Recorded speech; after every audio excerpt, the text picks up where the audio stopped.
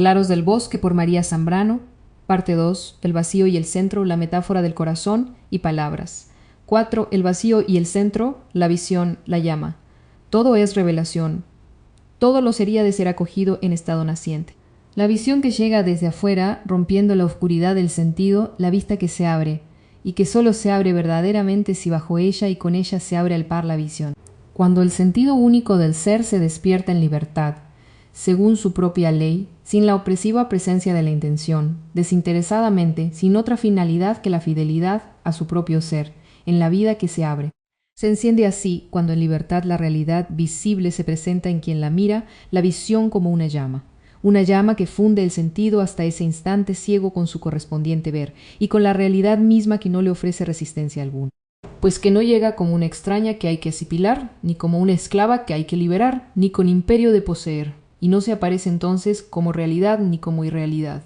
Simplemente se da el encenderse de la visión, la belleza.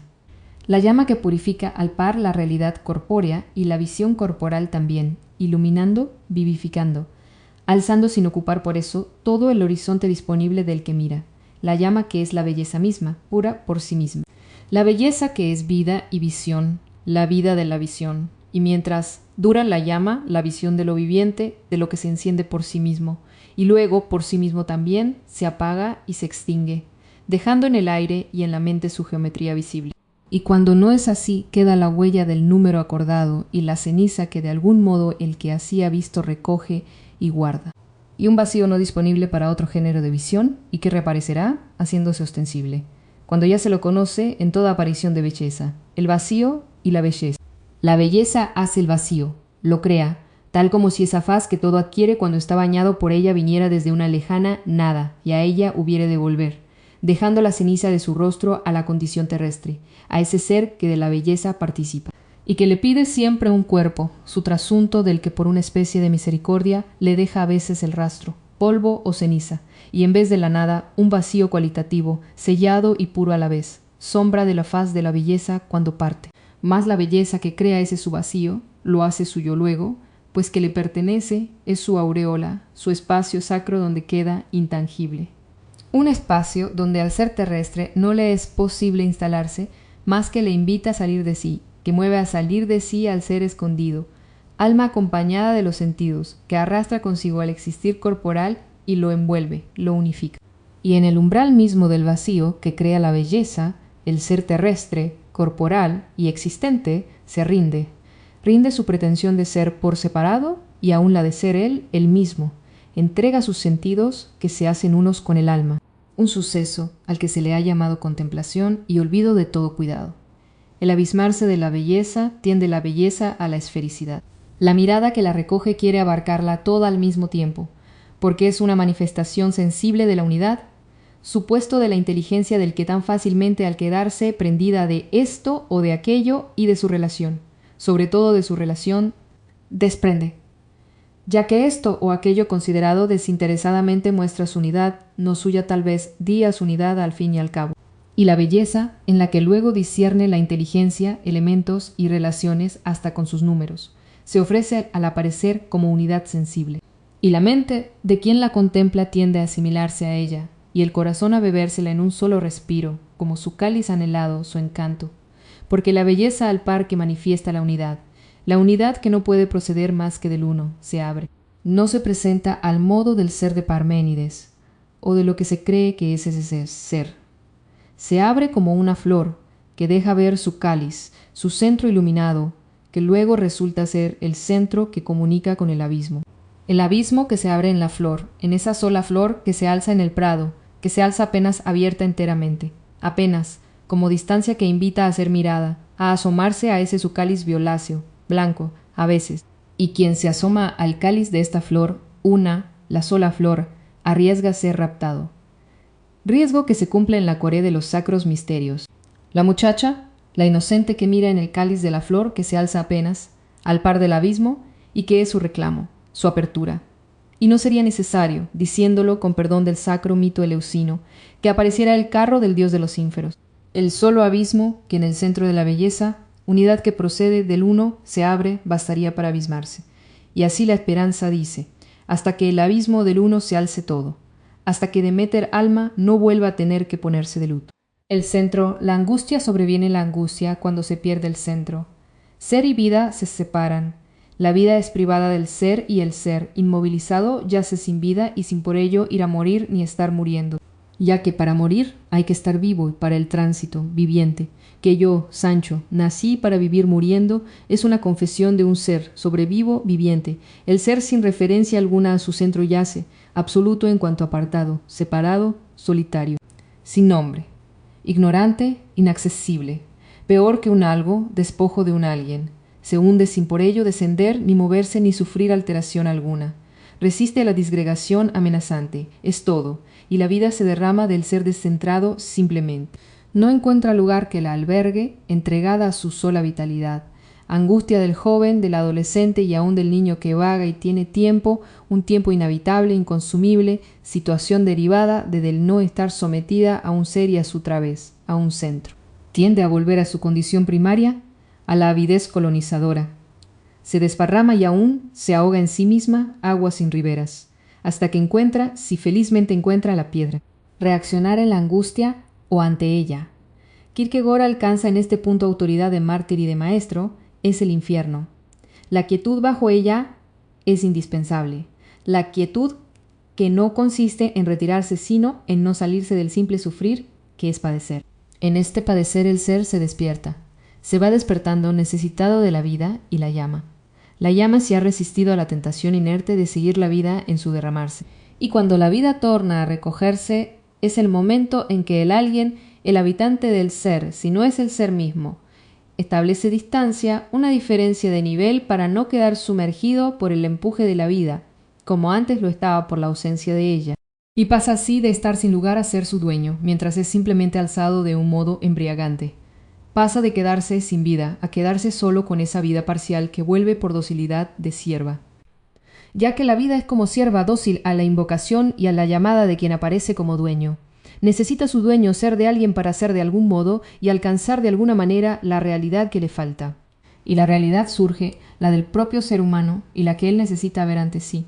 Solo en esta conjunción del ser con la vida, en esta mezcla no estable, como se sabe. Y así, antes de separarse en la situación terrestre, la que conocemos y sufrimos, ha de fijarse una extraña realidad, la del propio sujeto, la del ser que ha cobrado por la vida y merced a ella, la realidad propia. Y la vida, sierva fiel, podrá entonces retirarse habiendo cumplido su finalidad saciada al fin, sin avidez sobrante. Y lo hará dejando siempre algo de su esencia germinante, nada ideal ni que pueda por tanto ser captado, algo que puede solamente reconocerse en tanto que se siente, en esa especie la más rara del sentir iluminante, del sentir que es directamente, inmediatamente conocimiento sin mediación alguna, el conocimiento puro, que nace en la intimidad del ser, y que lo abre y lo trasciende, el diálogo silencioso del alma consigo misma, que busca a un ser palabra, la palabra única, la palabra indecible, la palabra liberada del lenguaje. El centro y el punto privilegiado se tiende a considerar el centro de sí mismo como situado dentro de la propia persona, lo cual evita a ésta considerar el movimiento íntimo. El movimiento más íntimo no puede ser otro que el del centro mismo. Y esto aun cuando se entienda el vivir como una exigencia de íntima transformación. La virtud del centro es atraer, recoger en torno todo lo que anda disperso, lo que va unido a que el centro sea siempre inmóvil, y el centro último ha de ser inmóvil. Mas en el hombre, criatura tan subordinada, el centro ha de ser quieto, que no es lo mismo que inmóvil. Por el contrario, es la quietud la que permite que el centro se mueva a su modo, según su incalculable naturaleza. Ningún acto humano puede darse sino siguiendo una escala ascensional sin duda, con la amenaza rara vez evitada enteramente de la caída. Y aunque esta escala se siga con una cierta continuidad, se dan en ella periodos decisivos, etapas de tensiones. Y así, el centro del ser humano actúa durante la primera etapa de la escala ascendente de la persona, de un modo que responde al sentir originario y a la idea correspondiente de que sea el centro ante todo, inmóvil, dotado de poder de atracción, ordenador, foco, de condensación invisible.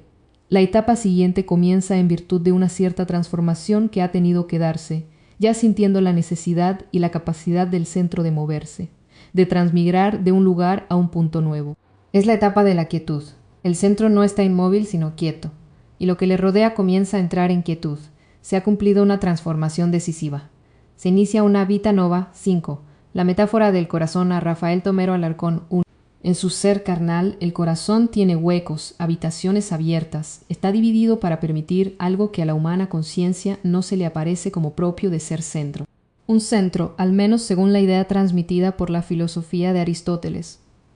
Motor inmóvil, centro último, supremo, imprime el movimiento a todo el universo y a cada una de sus criaturas o seres sin perdonar ninguna.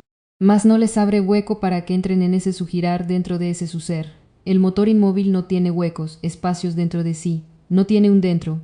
Eso que ya en tiempos de cristiana filosofía se llama interioridad. Él atrae, como el objeto de la voluntad y del deseo atrae y mueve sin ser movido por ellos.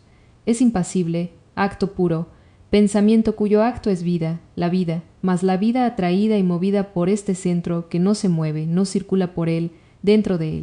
Él mueve sin moverse, mientras que el desvalido corazón que un día, en un instante ha de pararse, se mueve dentro de nuestra vulnerable y abatida vida.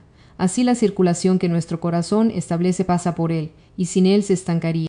Él mueve moviéndose, tiene un dentro, una modesta casa, a cuya imagen y semejanza se nos ocurre, han surgido las casas que el hombre ha ido a habitar dichosamente.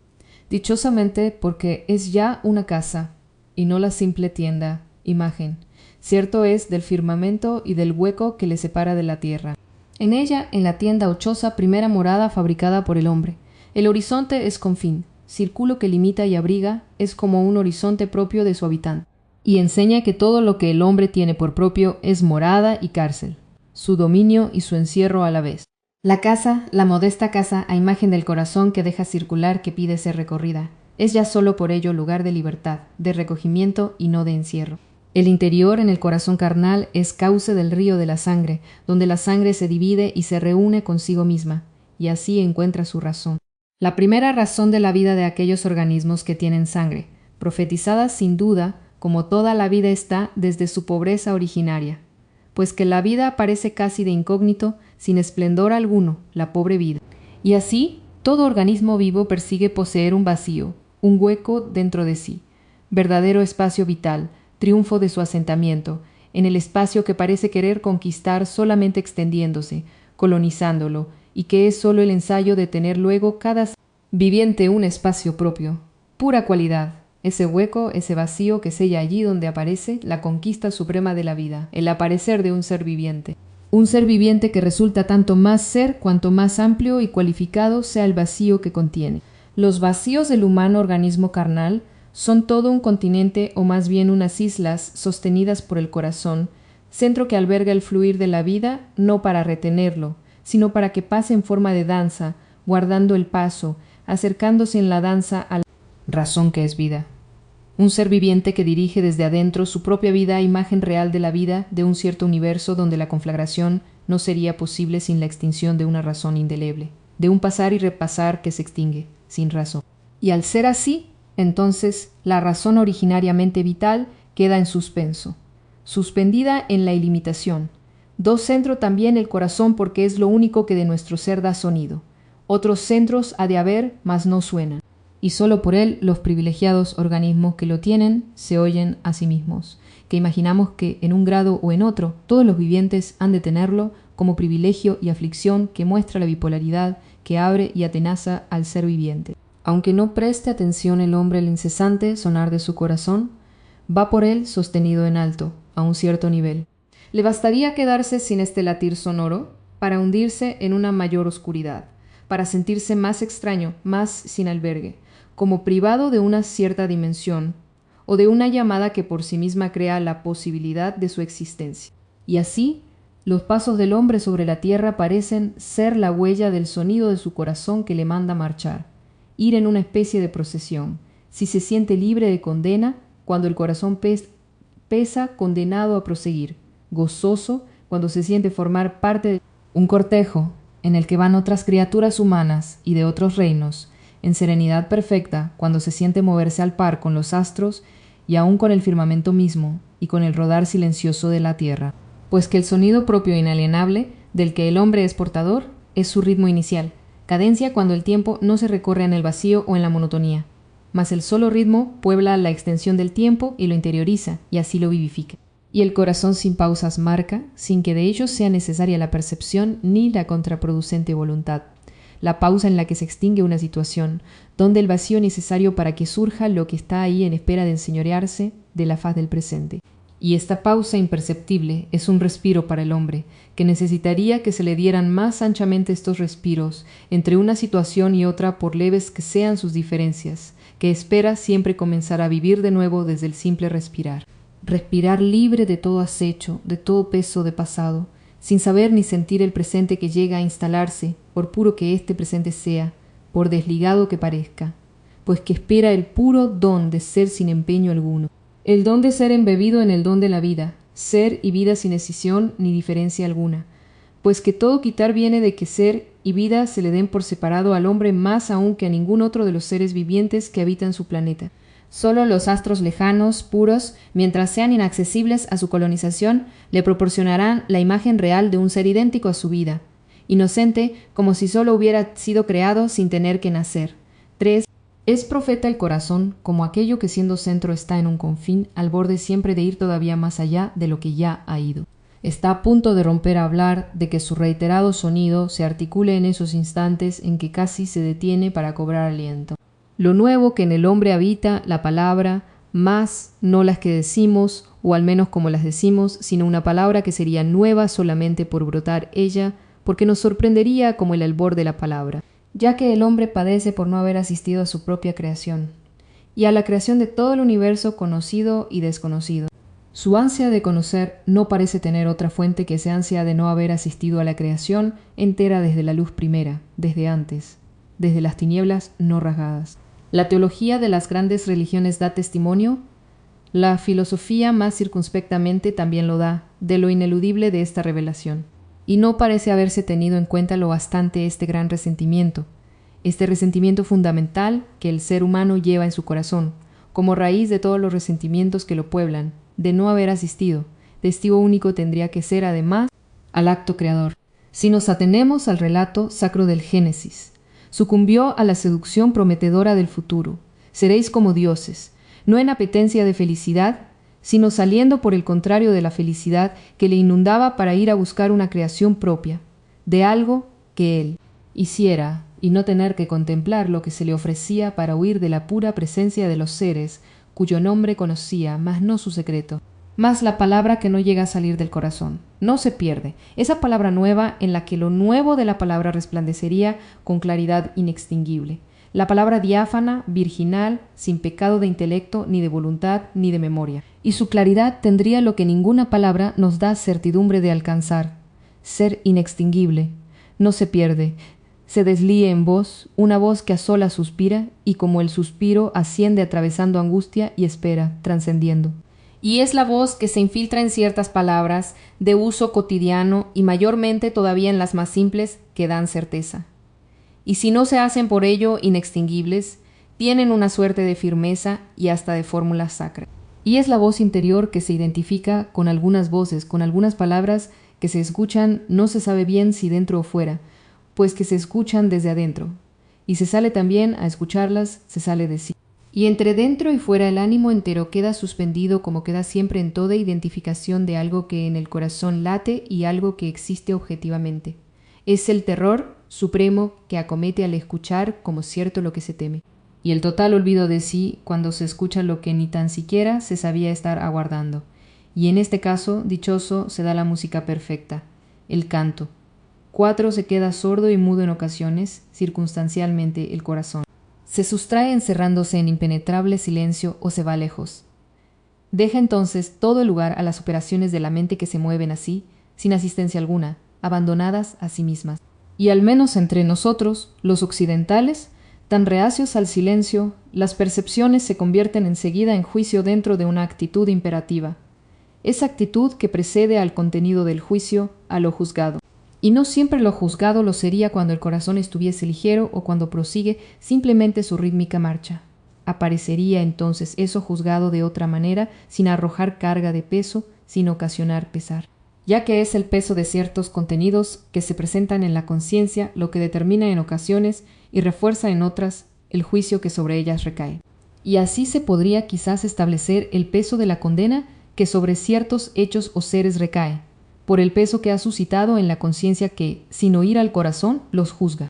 Hay una línea imperceptible, un nivel desde el cual el corazón comienza a sentirse sumergido. No encuentra resistencia en torno por falta de respuesta a su incesante llamada, pues que su latir es al propio tiempo un llamar. Y hay la invocación silenciosa, la indecible, que parte en una dirección indefinida, no porque lo sea, sino por rebasar toda dirección conocida, ya que es la mente habitual la que marca las direcciones, la que establece los puntos cardinales, dejándolos sin significación, la mente discursiva, la gran ordenadora que todo lo encubre. Y ninguna dirección que le sea ofrecida por la mente al uso puede abrir paso a esta llamada indecible del corazón sumergido. Y si la llamada es indecible es porque ninguna palabra de las ya dichas le sirve, lo que no significa que entre las palabras que conoce no haya algunas o una sola que sea la que busca indeciblemente. Busca un oído, oír y que le oigan sin darse cuenta, sin distinción, y que su llamada se pierda en la inmensidad de la única respuesta. 5. No todo centro es de un sol. Puede haber varios soles, puede el hombre sentirlos sin que contiendan entre sí, y puede ocurrir que en momentos de oscuridad desaparezca el sentir y la visión correspondiente a uno solo, a uno tan solo. Aparecen estos soles como centros luminosos, más o menos lucientes en el sentir y en todos los actos del conocimiento que al sentir siguen y obedecen, y su irradiar está ligado con la función del corazón, con su poder vivificante. Todo centro vital vivifica. Y de ahí que el corazón ya desde la fisis sea el centro entre todos. El espacio interior, alma, conciencia, campo inmediato de nuestro vivir, no es en verdad a imagen del espacio inerte, donde los hechos llamados de conciencia se inscriben y se asocian como viniendo de afuera. Por el contrario, se ha dicho metafóricamente cuando a este espacio se le llamaba alma o corazón, que es profundo, grande, ancho, inmenso, oscuro, luminoso. Y es la condición del corazón como centro, en tanto que centro la que determina y hace surgir los centros que brillan iluminando, que si se refieren a la llamada realidad exterior o mundo, se reflejan en centros interiores y se sostienen sobre ellos. Ya que nada de afuera, nada de otro mundo o más allá del mundo que sea, deja de estar sostenido por el humano corazón, punto donde llega la realidad múltiple, donde se pesa y se mide en impensable cálculo, a imagen del cálculo creador del universo. Dios calculando hizo el mundo, nos dice Leibniz. Si el universo es de hechura divina, al hombre toca sostenerla, y así ha de ser su corazón, vaso de inmensidad y punto invulnerable de la balanza. Y de este modo la multiplicidad, antes de establecerse como tal, se unifica, en equilibrio, sin que se borre ni se sumerja ninguna de las realidades que la integran, pues que nada de lo que como real llega al corazón humano debe ser anulado, ni mandado fuera o dejado a la puerta. Nada real debe ser humillado, ni tan siquiera esas semirrealidades que revolotean en torno del espacio viviente del corazón, pues que quizás en él acabarían de cobrar la realidad que apetecen o de dar su realidad escondida. Al modo del mendigo al portador de la dádiva del que colma la esperanza, el espléndido don de la pobreza. Y el propio corazón resulta ser a veces más pobre que nadie, y más que nadie donador si es acogido. 6. No puede seguir bajando el corazón llevado por su peso. Ese peso que le gana, cuando ya no puede sostenerse, no puede indefinidamente seguir bajando sin perderse. Se pierde el corazón y se hace inencontrable, y más todavía si se le gusta. Él reaparece trayendo algo que ofrece en una especie de anunciación, pues que él anuncia algo al par que anuncia de nuevo su presencia, y se produce entonces una renovación, un recomenzar, aunque sea lo mismo como desde el principio. Mas si el corazón se pierde y tarda, hasta dejar el vacío de su ausencia, vuelve cansado, deshabituado, convertido en cosa, en un hecho, el hecho de una fatiga que prosigue, y entonces lo que anuncia es ya una perdición. Y hay el perderse, que es abismarse, en un abismo único en que se funden. El corazón unifica siempre, el abismo que en él, dentro de la casa que él es, se abre, y el abismo en que se abre como en el centro del universo donde se anonada. Y entonces ha de vérselas por el pronto a solas, o sintiéndose estarlo a lo menos en el fondo de esta nada. Y la nada no es así la simple nada, sino un abismarse en ella, un anonadarse. Y como él, el corazón, no ha perdido su condición de centro, sigue sintiéndose soplo de vida, aliento bajo las aguas de la poscreación, y siente la nadificación en que toda la creación viniera a caer, como un agua por su inconsistencia, por su inasibilidad, por ser lugar de disolución, donde todo se anega, lugar negado al movimiento y al reposo, al simple estar y al discernimiento por tanto. Y no podrá este corazón ascender hasta la superficie de estas aguas que parecen no tenerla, si no se ha encendido en él, por él, dentro y fuera de él a un mismo tiempo, una centella única, la que prende la luz indivisible que se hace en la oscuridad, haciendo de este corazón algo así como su lámpara. Desciende la luz, atraviesa tinieblas y densidad, pues que ella, en este universo que se nos presenta como nuestra habitación, se curva como cierva. Y al modo de la cierva se desliza como agua, un agua que se infiltra en la solidez, allá donde las tinieblas se hacen cimientos, muros de fundación. Mas al llegar ahí se detiene y abandona al corazón que desciende bajando el abismo, donde al no haber ya ninguna nota de luz toda referencia se pierde. El discernir no es posible donde el vislumbrar se acaba. Se equivocaría peligrosamente este corazón si creyera, como en un sueño, dominar las tinieblas, si se dispusiera a hacer frente a la nidificación remontando su corriente sin más, si intentara convertirse en voluntad. La voluntad solo puede, cuando puede, en la luz del entendimiento que discierne las cosas y no tanto los seres, aunque sean máscaras de un monstruo que bajo ellas y a través de ellas da y esconde la cara. Da la cara escondiéndola bajo cosas o sucesos. En la nadificación ninguna cosa ni suceso subsiste, y la voluntad, si es que surge, sería una nuda, mera potencia de imposible despliegue. 7. Y la reiteración del trabajo del corazón se revela al fin como latido. Pulsación de un centro. El centro quizá que se manifiesta haciéndose sentir raras veces, inolvidablemente, eso sí. El haber percibido el reiterado latir del corazón como pulsación del centro de la vida queda como una noticia inolvidable que aguarda ser revelada, irlo siendo. Y lo que acomete en el sentir primero de esta pulsación es su extraña vulnerabilidad, el brotar como en un extraño confín de la nada o con el vacío, con el no ser o con la muerte. Si no se es fiel a este sentir primario, todo ello resulta ser nombres, mas no nombres propios, sino términos del hablar. Y si se los olvida, entonces, la mente no tiene ningún otro nombre, que habría de ser un nombre propio y no la transcripción de un concepto forjado para uso general. Todo concepto genera una extensión, aunque sea desconocida o ilimitada, mientras que el nombre propio, único, inalienable, es el que confiere la presencia con solo ser pronunciado, el que desata la súplica o la invocación, o el que estalla sin darse a conocer en el gemido, el que se riega en el llanto. Y así, si se es fiel a este sentir que funde el simple percibir de la pulsación del corazón, como centro de nuestra vida, queda su reiteración como victoria que se alza, la victoria de nuestra vida, o la de alguna otra en ella encerrada. Un centro de la vida, con su señorío único, sin palabra alguna. Contra ello toda razón queda sin razón alguna, mientras la verdad se le acerca como prometida.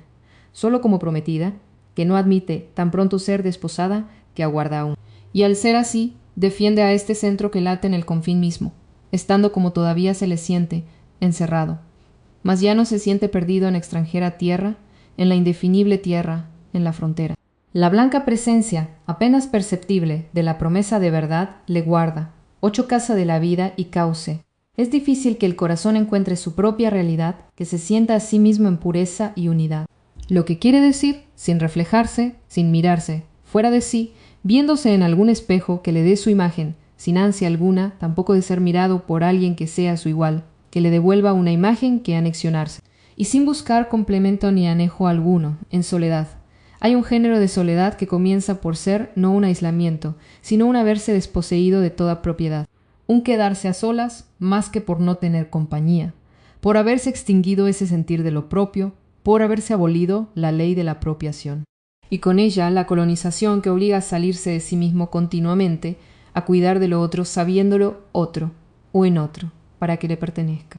Está en sí mismo el corazón en ese estado, sin sentirse sostenido tan siquiera, como si de ello no tuviese necesidad, ni tampoco la de sostener nada.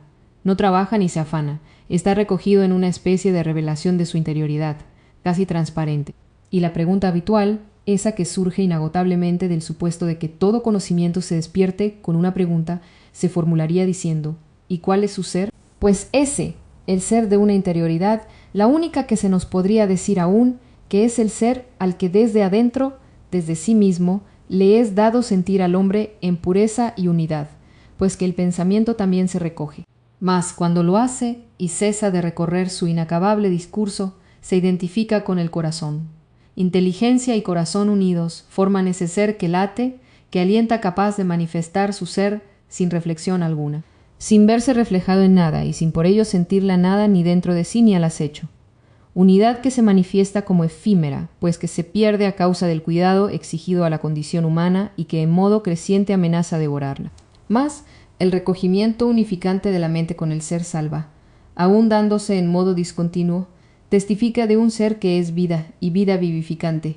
El silencio revela al corazón en su ser, un ser que se ofrece sin cualificación alguna y aún sin referencia alguna a una determinada situación que de haberla le cualificaría.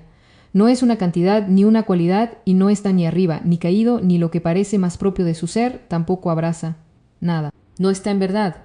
Y lo más cercano a este su ser que cabe decir es que guarda sin celarlo un secreto y que guarda al ser donde mora. Y el silencio se extiende como un medio que no hace sentir su peso ni su limitación. En este puro silencio no se advierte privación alguna. La mayor prueba de la calidad de este silencio revelador es el modo en que el tiempo pasa, sin sentir, sin hacerse sentir como tiempo sucesivo, ni como atemporalidad que aprisiona, sino como un tiempo que se consume sin dejar residuo, sin producir pasado, como aleteando sin escaparse de sí mismo, sin amenaza, sin señalar tan siquiera la llegada del presente, ni menos todavía dirigirse a un futuro, un tiempo sin tránsito. Y la palabra no es posible ni necesaria, pues que la palabra, ella misma es transitiva, se da en un tiempo que transita y que acelera o que detiene sin violencia. Lo que es propio de aquello que es crear su propio lugar y reposar en él sin dejar de moverse. Bien, es verdad que de los movimientos propios del ser o de algo que es, poco se ha acertado. Se sabe o se ha sabido más acerca del movimiento que causan o más bien originan. Atraer, alejar, detener, crear distancias insalvables que luego en un instante se anulan en una intimidad, en una confianza indecible. Todo es cualidad de los movimientos propios del ser. Cualidad que se enseñorea de la cantidad y que proviene, sin duda, del toque del absoluto, que dentro de esta nuestra humana experiencia se produce ese algo que se siente como irreductible. Hay que aceptarlo así como es, tal como se manifiesta. Son movimientos atribuidos a la divinidad y que en ella aparecen como espejo de perfección, mientras que en el ser humano aparecen como envanecimiento o desvanecimiento, un dejar hacer, y como decadencia también de un modo de ser y de actuar que alguna vez tuvo lugar y se perdió, secreto perdido, o simplemente una transgresión. Pues que en lo humano ningún movimiento, aunque sea del corazón, aparece libre de intención, sino en instantes privilegiados, y en la intención hay como una proposición de sí mismo, un proponerse ser algo o alguien. La falta de inocencia es aquí donde mayormente se hace sentir en estos movimientos del ser anteriores a toda moral. Y así, reposar en sí mismo, el corazón no puede, sino en raros momentos de ventura, respirar en el silencio de su ser. Mas, ¿tiene acaso ser suficiente para hacerlo? Solo mientras en silencio está en sí mismo, sin pretensión alguna, sin intención, sin proponerse que nada llegue a donde así reposa. Y su lugar es esa especie de hueco donde no flota en el vacío, ni se apega como en sitio oscuro. Es inocente en ese transitorio estado, revelador de su ser. Es una presencia y nada más. Una presencia que cuando deje de serlo acogerá a todo lo que ante un ser humano se presenta, a toda presencia y naturalmente a la ausencia de algo y aún a la ausencia de todo. Y la medida de la inocencia del corazón, de cada corazón daría, si medida de ella pudiese haber, la diversidad de las presencias que ante ese corazón presenta la riqueza del mundo y aún el esplendor de lo que nombramos universo, ya que hay una íntima, indisoluble correlación entre inocencia y universalidad. Solo el hombre dotado de un corazón inocente podría habitar el universo. El corazón es el vaso del dolor, puede guardarlo durante un cierto tiempo, mas inexorablemente luego, en un instante, lo ofrece, y es entonces cáliz que todo el ser de la persona tiene que sorberse. Y si lo hace lentamente con la impavidez necesaria, al difundirse por las diversas zonas del ser comienza a circular con el dolor, mezclada a él, en él, la razón. El riesgo tantas veces cumplido de la impasibilidad, que desde tan lejos y tan alto se dejó establecido que es indispensable al ejercicio del conocimiento racional, es el de impedir que la razón sea advertida primeramente en el dolor, unida a él y engendrada o revelada al menos por él. El que el dolor sea un hecho casi accidental, el que el dolor no tenga esencia, que sea estado ineludible, pero que no tenga ni esencia ni substancia, razón alguna, que no pueda más que estar ahí sin circular, y al no circular no poder de verdad ser asimilado. En esta ofrenda del corazón, vaso, cáliz del dolor, se actualiza, se convierte en acto del padecer que se continúa, y que se arrastra durante tiempos indefinidos sin unidad, como una liana que se enreda en la razón sin dejarla libre. La razón en ejercicio desembaraza de esta pasividad serpentina, de este gemir, y la voluntad acaba por lograr el ensordecimiento del corazón mismo, centro del oír en grado eminente, esa sordera del corazón que protegiéndolo le traiciona. Vaso y centro, el corazón unidamente. Centro que se mueve padeciendo y que receptivo ha de dar continuidad, y escondido no puede dejar de darse, y siendo la sede del sentir es centro activo. Pasa por él el río de la vida que ha de someter a número y a ritmo, pasividad activa, mediador sin pausa, esclavo que gobierna. Sometido al tiempo, lo conduce avisando de su paso y de su acabamiento, haciendo presentir un más allá del reino temporal que conocemos o damos por conocido más bien. Parece así ser el corazón como un hijo del joven Cronos de la teogonía de Hesíodo, uno de esos sus hijos que él devoraba para mantenerlos escondidos en sus entrañas, el hijo que justifica en cierto modo esta extraña forma de paternidad, pues que siendo hijo del tiempo profetiza un reino que lo sobrepasa y que revela en cierto modo en esos instantes en que el corazón se suspende y suspende al ser que habita sobre el tiempo. En los instantes privilegiados, éxtasis dados a todos los mortales, el dolor sin límites, y en la plenitud de la vida en que los contrarios, o al menos divergentes, amor y libertad, razón y pasión, se unifican. Todo pasa por el corazón y todo lo hace pasar, mas algo ha de pasar en él que no se vaya con el río de la vida y del tiempo que conocemos. Algo ha de ir haciéndose escondidamente en esa su oscuridad, que siguiendo la paradoja de la ley que lo rige, habría de ser algo invulnerable y luminoso. Y así cuando en un instante se quede del todo quieto, se abrirá al par dándose entero, es lo que sueña. Como todo lo encerrado, sueña el corazón con escaparse, como todo lo encadenado desprenderse, aún a costa de desgarrarse, como todo aquello que contiene algo precioso con derramarlo de una sola vez. Mientras se sueña así el corazón se reitera y la violencia entonces es su cadena, que más pasivo que nunca arrastra. Va ciego, él que es lo único que puede llevar la luz hacia abajo a los ínferos del ser. No podrá ser libre sin conocerse. Paradójicamente, el corazón mediador que proporciona luz y visión ha de conocerse. ¿Será esa la reflexión verdadera? El diálogo silencioso de la luz, con quien la acoge y la sufre, con quien la lleva más allá del anhelo y del temor engendradores de los sueños y ensueños del ser humano sometido al tiempo que quiere traspasar, y el silencioso diálogo de la luz con la oscuridad donde apetece germinar. Corteza el corazón cuando se conoce que contiene y protege el embrión de luz. Y entonces anhela ya libre de temor desentrañarse y desentrañar, perderse, irse perdiendo hasta identificarse en el centro sin fin. 6 palabras antes de que se profiriesen las palabras. Antes de los tiempos conocidos, antes de que se alzaran las cordilleras de los tiempos históricos, hubo de extenderse un tiempo de plenitud que no daba lugar a la historia. Y si la vida no iba a dar a la historia, la palabra no iría tampoco a dar al lenguaje, a los ríos del lenguaje por fuerza ya diversos y aún divergentes, antes de que el género humano comenzara su expansión sobre las tierras, para luego ir en busca siempre de una tierra prometida, rememoración y reconstitución, siempre precaria del lugar de plenitud perdido. Las tierras buscadas, soñadas, reveladas, prometidas, venían a ser engendradoras de historia, inicios de la cadena de una nueva historia. Antes, cuando las palabras no se proferían proyectadas desde la oquedad del que las lanza al espacio lleno o vacío de afuera, al exterior. Y así el que profería, el que ha seguido profiriendo sus palabras, las hace de una parte suyas y no de otros.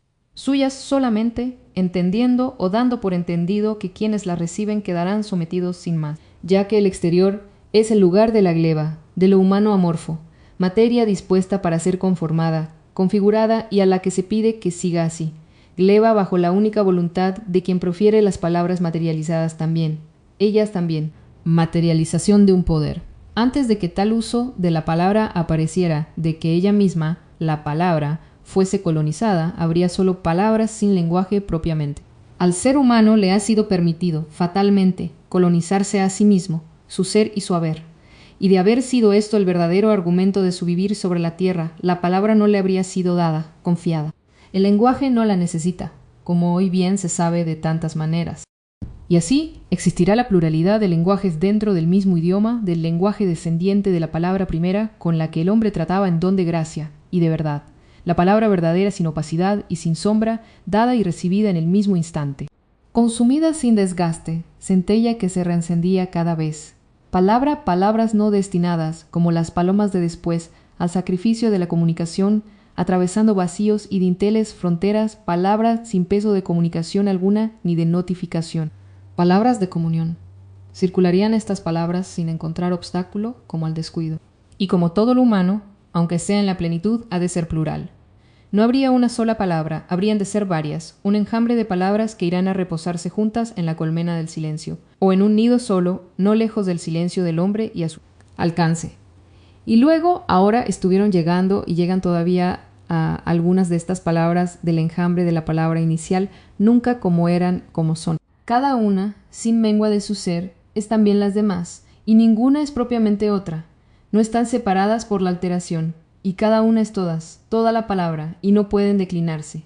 Y lo que es completamente cierto es que no podrían nunca descender hasta el caso ablativo, porque en la plenitud, ni tan siquiera en la de este nuestro tiempo, no existen las circunstancias. Se borran las circunstancias en la más leve pálida presencia de la plenitud. Aparecen con frecuencia las palabras de verdad por transparencia, una sola quizá bajo todo un hablar. Se dibujan a veces en los vacíos de un texto, de donde la ilusión del uso del punto suspensivo y del no menos erróneo subrayado. Y en los venturosos pasajes de la poesía y del pensamiento, aparecen inconfundiblemente entre las del uso, siendo igualmente usuales. Mas ellas saltan diáfanamente promesa de un orden sin sintaxis, de una unidad sin síntesis, aboliendo todo el relacionar, rompiendo la concatenación a veces. Suspendidas, hacedoras de plenitud, aunque sea en un suspiro. Mas se las conoce porque faltan sobre todo. Parecen que vayan a brotar del pasmo del inocente, del asombro, del amor y de sus aledaños, formas de amor ellas mismas, y es al amor al que siempre le faltan. Y por ello resaltan inconfundibles cuando en el amor se encuentra alguna. Es única entonces, sola, y por ello palabra de la soledad única del amor y de su gracia. Si se las invoca llegan en enjambre oscuras. Y vale más dejarlas partir antes de que penetren en la garganta y alguna en el pecho. Vale más quedarse sin palabra, como al inocente también le sucede cuando le acusan. Cuando de pensamiento se trata, ellas, las palabras hacedoras de orden y de verdad, pueden estar ahí casi a la vista, como un rebaño o hato de mansas ovejas, dóciles, mudas, y hay que enmudecer entonces como ellas, respirando algo de su aliento, si lo han dejado al irse, y volver el pensamiento a aquellos lugares donde ellas, estas razones de verdad, entraron para quedarse en orden y conexión sin apenas decir palabra, borrando el usual decir, rescatando a la verdad de la muchedumbre de las razones, la palabra del bosque, del claro o del recorrer la serie de claros que se van abriendo en ocasiones y cerrándose en otras. Se traen algunas palabras furtivas e indelebles al par, inasibles, que pueden de momento reaparecer como un núcleo que pide desenvolverse, aunque sea levemente. Completarse más bien es lo que parecen pedir y a lo que llevan. Unas palabras, un aletear del sentido, un balbuceo también, o una palabra que queda suspendida como clave a descifrar. Una sola que estaba allí guardada y que se ha dado al que llega distraído ella sola. Una palabra de verdad que por lo mismo no puede ser ni enteramente entendida ni olvidada. Una palabra para ser consumida sin que se desgaste. Y que si parte hacia arriba no se pierde de vista, y si huye hacia el confín del horizonte no se desvanece ni se anega. Y que si desciende hasta esconderse entre la tierra sigue allí latiendo, como semilla. Pues que fija, quieta, no se queda. Que si así quedara se quedaría muda. No es palabra que se agite en lo que dice. Dice con su aleteo y todo lo que tiene alas, se va, aunque no para siempre, que puede volver de la misma manera o de otra, sin dejar de ser la misma. Lo que viene a suceder según el modo de la situación de quien recibe según su necesidad y su posibilidad de atenderla. Si está en situación de poder solamente percibirla o si en disposición de sostenerla y si más felizmente tiene poder de aceptarla plenamente y de dejarla así dentro de sí y que allí, a su modo, al de la palabra, se vaya haciendo indefinidamente, atravesando duraciones sin número, abrigada en el silencio, apagada.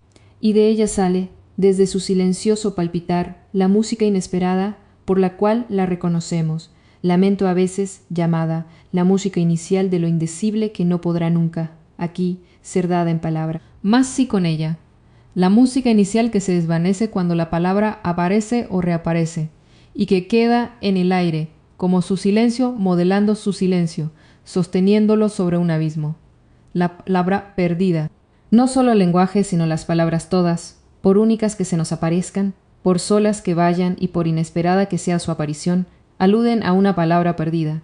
Lo que se siente y se sabe de inmediato en angustia a veces y en una especie de alborear, la anuncia palpitando por momentos, y también se la siente latiendo en el fondo de la respiración misma, del corazón que la guarda, prenda de lo que la esperanza no acierta a imaginar, y en la garganta misma, cerrando con su presencia el paso de la palabra que iba a salir, esa puerta que el alba cierra cuando se abre. El amor que nunca llega, que desfallece al filo de la aurora, lo inacible que parte de los que van a morir o están muriendo ya, y que luchan, tormento de la agonía, por dejarla aquí y derramarla y no les es posible ya. La palabra que se va con la muerte violenta, y la que sentimos que la precede como guía, la guía de los que, al fin, pueden morir. Perdida la palabra única, secreto del amor divino humano. Y no estará ella señalada por aquellas privilegiadas palabras apenas audibles como murmullo de paloma. Diréis que me he perdido, que andando enamorada, me hice perdidiza y fui ganada. La palabra que se guarda. La palabra que un ser humano guarda como de su misma sustancia, aunque la aprendiera o la formara él mismo un día.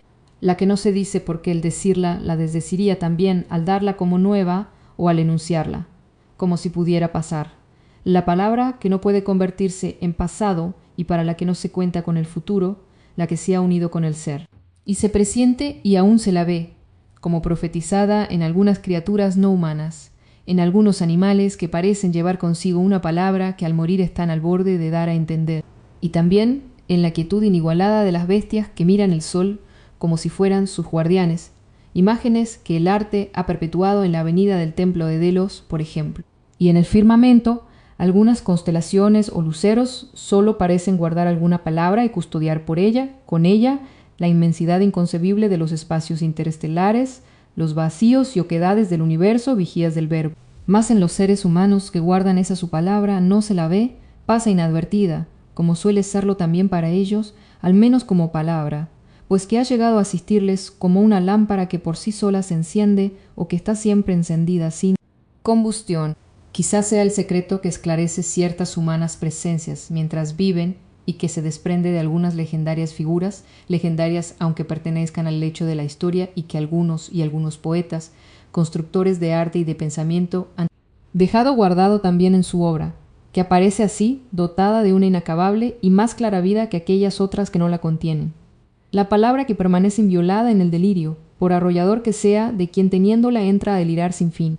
La palabra que no se petrifica en el espanto, y a partir de la cual el hablar se deshiela, y que sigue orientando el ser del que ha entrado en la noche de su mente. Suele ser esta palabra que no se pierde un nombre que pudo ser dicho un día, mas que al guardarse ya irrepetible ha ido recogiendo las notas del nombre único. O puede ser un sí o un no, dado y olvidado ya, más que subsiste, guiando al ser que lo guarda aún sin saber, una palabra que a todo suceso transciende. Lo escrito, escrito está, mas no todo ello indeleblemente. Se borran los escritos por sí mismos o por obra de las circunstancias. El clima, la atmósfera misma, algún polvillo que cae del cielo borra lo escrito. Títulos, inscripciones, sentencias caen. Mientras dura un ciclo histórico, hay palabras que permanecen en una determinada visibilidad y que corren de boca en boca. Son los tópicos de esos siglos. Sus sentencias, por tanto, son condenatorias por lo general. Y hay también palabras escritas y que, como escritas, se repiten, apaciguadoras y sabias, que marcan el límite, un cerco vienen a formar todas ellas que muy poca gente trascienden. Pues que la inspiración que llega no se detiene. La inspiración que trasciende el cerco solo rara vez arrastra consigo, o tras de sí a quienes ha visitado dejándolos, eso sí, perplejos en los mejores casos, cabizbajos por lo común y disponiéndose con ahínco a volver a ver todas las cosas tal como si la visita de la inspiración no hubiera llegado, empadronándose conscientemente como habitantes del cerco y hasta alzándose vigilantes, por si acaso. Pues que los guardianes del cerco lo son de la continuidad. De la continuidad del cerco se entiende bien. No saben dónde acudir, si es que se dan cuenta o sienten, al menos que la discontinuidad de la inspiración corresponde a la discontinuidad de la historia escrita, o que se da por tal, escrita ya para siempre bajo sentencia. Lo escrito, escrito está, y no cabe ni hay para qué borrarlo, si no es con algún borrón más condenatorio todavía. Será quizá la discontinuidad de la historia la que llame a la inspiración que infatigable se reitera y no siempre sin sobresalto. Es lo escrito lo que hace la historia, según se nos dijo. Y así, por ejemplo, las piedras, aun en círculo prodigiosamente erguidas y acordadas, no son historia. No hay historia sin palabra escrita, sin palabra entonada o cantada, como iba a decirse palabra alguna sin entonación o canto. ¿Habrá entonces otra cosa que habríamos de conocer o simplemente señalar, sin referencia alguna a la historia, para indicar así con ello nuestra ignorancia invencible, nuestra exclusión, y la perplejidad en que nos sume cualquier vestigio de su existencia y su simple existencia misma, que puede equivaler en ocasiones a su presencia? Y aquella piedra tan igual a las otras, no podría ser ella ser la que canta, pues que en las piedras ha de estar el canto perdido. Y no podrían ser aquellas, estas piedras, cada una o todas, algo así como letras, fantasmas, seres en suma que permanecen quizá condenados, quizá solamente mudos en espera de que les llegue la hora de tomar figura y voz. Porque estas piedras no escritas al parecer, que nadie sabe, en definitiva, si lo están por el aire, por el alba, por las estrellas, están emparentadas con las palabras que en medio de la historia escrita aparecen y se borran, se van y vuelven por muy bien. Escritas que estén, las palabras sin condena de la revelación, a las que por el aliento del hombre despiertan con vida y sentido. Las palabras de verdad y en verdad no se quedan sin más. Se encienden y se apagan, se hacen polvo y luego aparecen intactas, revelación, poesía, metafísica, o ellas, simplemente ellas. Letras de luz, misterios encendidos, canta de las estrellas Francisco de Quevedo. Letras de luz, misterios encendidos, profecías como todo lo revelado que se da o se dio a ver por un instante no más haya sido. El anuncio, al modo de la semilla, se esconde la palabra, como una raíz cuando germina que todo lo más alza la tierra levemente, más revelándola como corteza.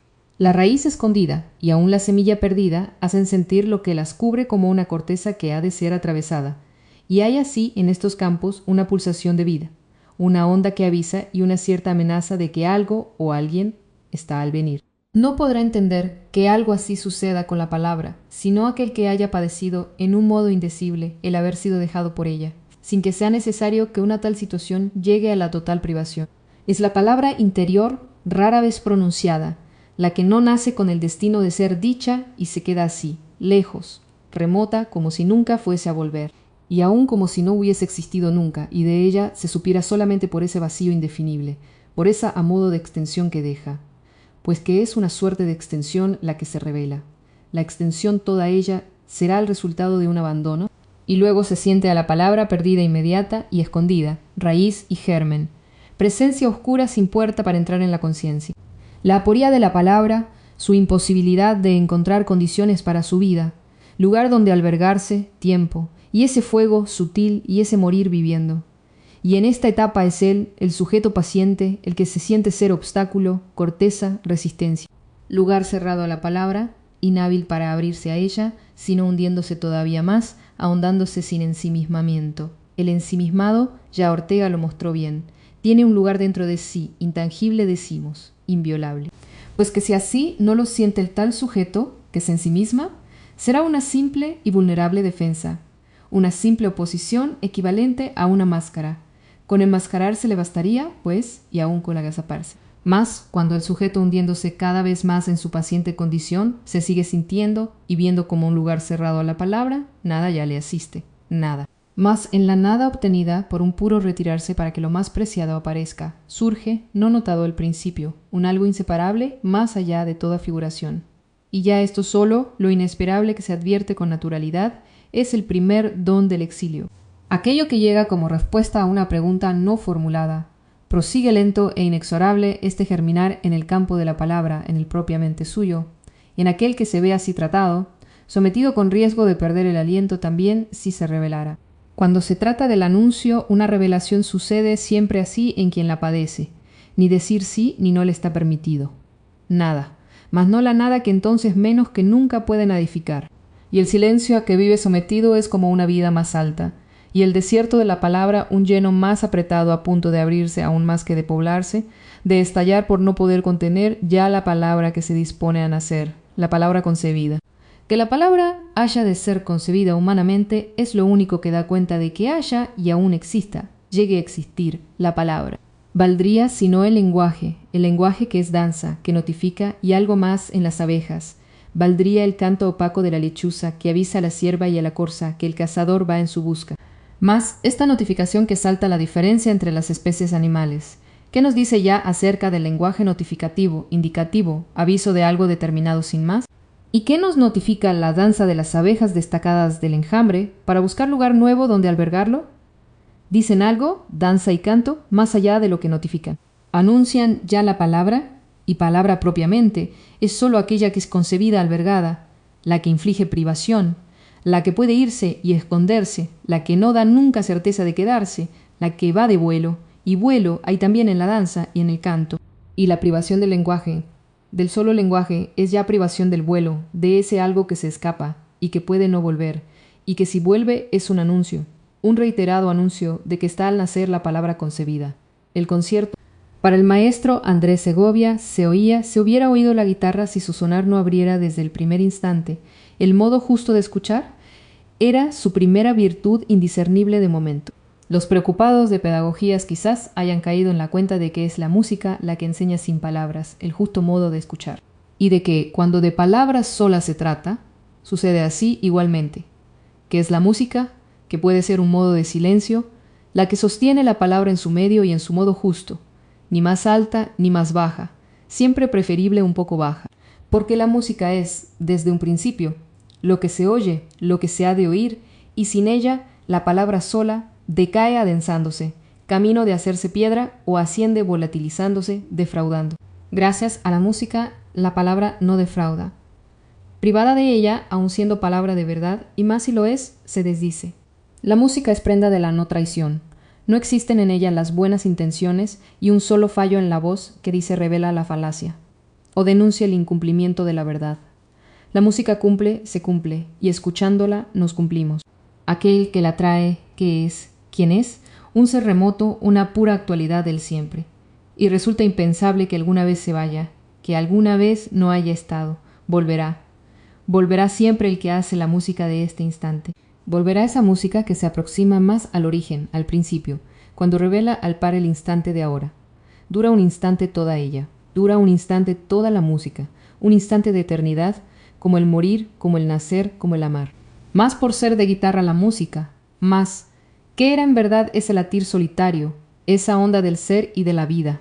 ¿No será, acaso, el instrumento musical sin más, entero y solo, único, instrumento único de la música toda?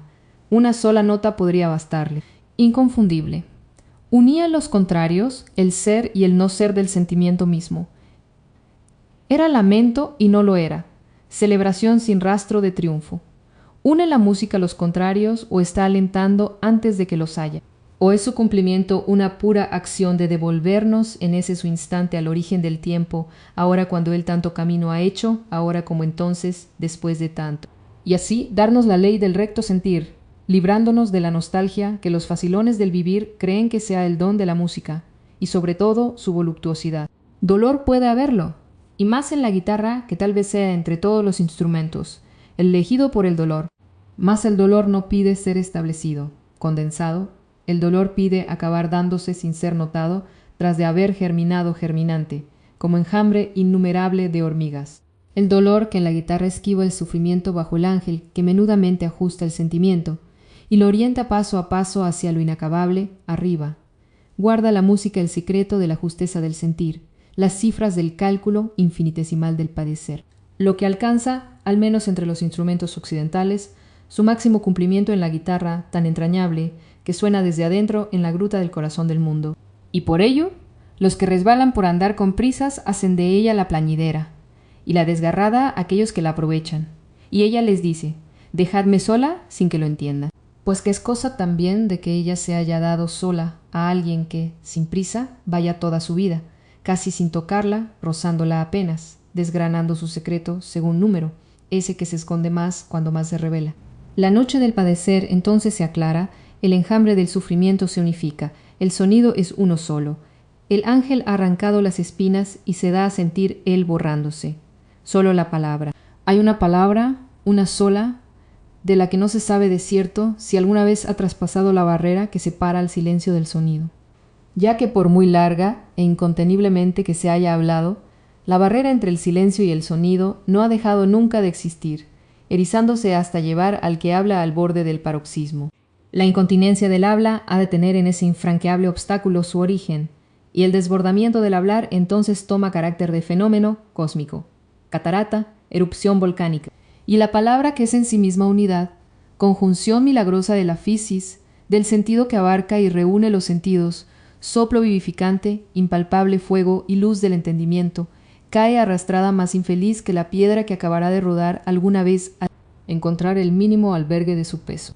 La palabra escondida, a solas helada en el silencio, puede surgir sosteniendo sin darlo a entender un largo discurso, un poema y aún un filosófico texto, anónimamente orientando el sentido, transformando el encadenamiento lógico en cadencia, abriendo espacios de silencios incalmables, reveladores, ya que lo que de revelador hay en un hablar proviene de esa palabra intacta que no se anuncia ni se enuncia a sí misma, invisible al modo de cristal a fuerza de nitidez, de inexistencia, engendradora de musicalidad y de abismos de silencio. La palabra que no es concepto, porque es ella la que hace concebir, la fuente del concebir que está más allá propiamente de lo que se llama pensar, pues que ella, esta palabra, es pensamiento que se sostiene en sí mismo, reflejo al fin en lo simplemente humano de la lengua de fuego que abrió a aquellos sobre quienes se posó el sentido y conocimiento de las lenguas todas. No se da a ver. Abre los ojos del entendimiento para que vea o vislumbre algo, y no se presenta a sí misma porque, de hacerlo, acabaría con la relatividad del lenguaje y con su tiempo, y quizás sea ella la que llegue un día. Sin moverse, mueve, y sus aspectos son incalculables, daría de sí esta palabra impar para múltiples vidas, ilimitada y geómetra, trazadora de límites, de las necesarias separaciones entre los verbos y entre las diversas manifestaciones del tiempo. Abre surcos en el tiempo, paralelos o no, y aún sostiene la divergencia entre ellos, pues que en la relatividad de la vida, la divergencia es garantía de unidad cuando está sostenida por la palabra depositaria del sentido uno, de lo único. Y llega a ella, la palabra sola, a imponer en ciertos casos, en ciertas fases del ser del hombre, la privación del lenguaje, dejándolo reducido a lo indispensable para que siga formando parte de la sociedad al individuo a quien esto ocurre. Y a veces, quizá cuando el sujeto en cuestión insiste en hablar como siempre o más, se queda sin palabra alguna, sumido en total silencio, sin que pueda hablar ni consigo mismo. Más le puede dejar sin esa distinción entre uno mismo y los otros, depositado en una vida de comunicación silenciosa, liberado de la expresión y del notificar. Establece la presencia de la palabra sola, una especie de respiración interior, una respiración del ser, de este ser escondido en lo humano que necesita respirar a su modo, que no puede ser el modo de la vida sin más. Vida y ser han de respirar al menos en el reino humano, haciendo presentir que sea así en todos los reinos del ser y de la vida distinta o unidamente. Inicialmente las dos respiraciones, la de la vida y la del ser, se dan por separado. La respiración de la vida está bajo la amenaza de un cesar que no se hace sentir sino en ciertos momentos por una causa inmediatamente fisiológica, y con tanta frecuencia por la falta de respiración del ser escondido en el hombre. Y entonces la atención se vuelca en quien la padece, hacia afuera, hacia lo que cree ser la única respiración que posee y le sostiene. Y la dificultad de respirar vitalmente se condensa y arriesga a hacerse total bajo la atención que, lejos de desatar el nudo, lo estrecha. Y es raro que la falta de respiración del ser no recaiga sobre la respiración de la vida, como es raro o imposible que ninguna dolencia del ser deje de afectar a la vida. Lo inverso, en cambio, sigue otra ley, pues que el ser escondido al respirar puede sostener en alto la vida de aquel en quien se da, sin que ninguna intención preconcebida ni ningún estímulo de afuera se interponga. Al ser, para que sostenga y aun salve los vacíos, las duraciones innumerables, los obstáculos de todo orden, hay que dejarlo a él mismo, pues que alberga la palabra sola como su más directa manifestación incalculable, ya que el ser, y más todavía por estar escondido en lo humano, es por principio incalculable, inacible, rodeado de un vacío que sólo desde él puede ser atravesado, y al fin en algunos seres humanos se cumple la unión de las dos respiraciones. Humanos, decimos, porque sólo de ellos podemos percibirlo con certeza. La respiración del ser hacia adentro, si se la considera desde esa superficie que la vida inexorablemente ofrece, ya que la vida es por principio superficial y sólo deja de serlo si a su respiro se une el aliento del ser que escondido bajo ella está depositado sobre las aguas primeras de la vida que nuestro vivir apenas roza, pues que estamos depositados en la historia, atenazados por la necesidad y sobrecogidos por la muerte. Todo lo trasciende la respiración del ser, y así su palabra, la sola, desconocida y prodigiosa, milagrosamente identificada palabra, alza en su ímpetu único todas las palabras juntas y las unifica destruyendo irremediablemente. Ya que en el ser humano lo que trasciende abate y anula, nadifica, y esta acción se aparece también doblemente. La nadificación que procede del ser, prenda de la unión, y aquella otra amenaza suprema que procede no del cese de la respiración vital, sino del apagamiento de la respiración del ser que más escondido se encuentre con mayor ímpetu, respira, dando entonces sola palabra, solo su palabra antes de abrir el silencio que la trasciende.